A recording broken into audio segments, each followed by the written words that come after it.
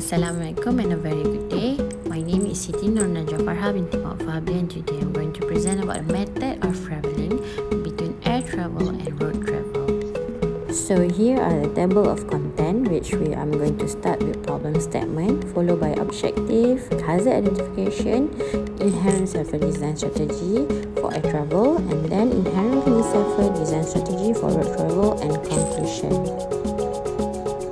So here are the problem statement for this presentation. Due to traffic congestion that has been increasing in much of the world, developed or not, everything indicates that it will continue to get worse, representing an unadopted menace to the quality of urban life. Its main expression is a progressive reduction in traffic speed, resulting in increases in journey times, fuel consumption, other operating costs, and also environmental pollution as compared with an uninterrupted traffic flow. The main objective of this study are to propose inherently safer design health strategy to eliminate and reduce the hazard, as inherent safety is a proactive approach to process safety in which hazards are eliminated or lessened so as to reduce the risk without engineered or procedural intervention. So as you guys can see here are the hazard identification that have been identified in this study, which is for method of traveling for air travel. The hazard present is the engine failure during the flight. Second is the weather condition. Third is fatigue of the pilots. So inherently safer design that have been proposed to the study is build at least 2 engines for both wings of the aircraft. Next, for the weather condition, install long-range weather radar on the aircraft. For the fatigue of the pilots is include extra 1 pilot and 1 co-pilot for each flight. So hazard identification for the method of travelling by using road travel such as car, bus. So there are 3 hazard present, which is a road condition, radiator failure, brake failure. So the inherently safer design that have been proposed to all of the hazard present is for the road condition is a road condition detection using smart sensor.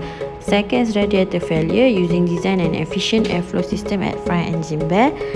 Next, last one is a brake failure, which is we need to install detector that can monitor the condition of the brake and give an audio-visual indication.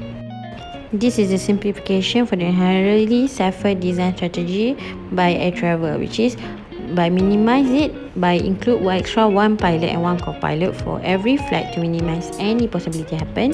Then we substitute by install long-range weather radar on the aircraft to detect the weather condition. Moderate strategy is build at least 2 engines for both wing of the aircraft as a backup if there's any engine failure occur. Last one is by simplify is design the facility which eliminate unnecessary complexity and make operating errors less likely. Next is the simplification of the inherently safer design strategy using road travel, which by minimize the hazard by perform engine maintenance regularly. Next, substitution by install detector that can monitor the condition of the brake and give an audio visual indication. Thirdly, by moderate is design an efficient airflow system at front engine bay. Lastly, simplify by design a road condition detection using a smartphone sensor. So as a conclusion for this presentation is relatively minor changes could have mitigated or potentially eliminated the likelihood or severity of the hazard associated with each incident. So the overall safety of a process relies on various layers of protection, which is the first and most important part of the safety blanket is inherent safety. Inherent safety can greatly help reduce the risk associated with a certain hazard because it deals with reducing the hazard itself, rather than controlling the consequences resulting from the hazard. Thank you everyone and have a nice day.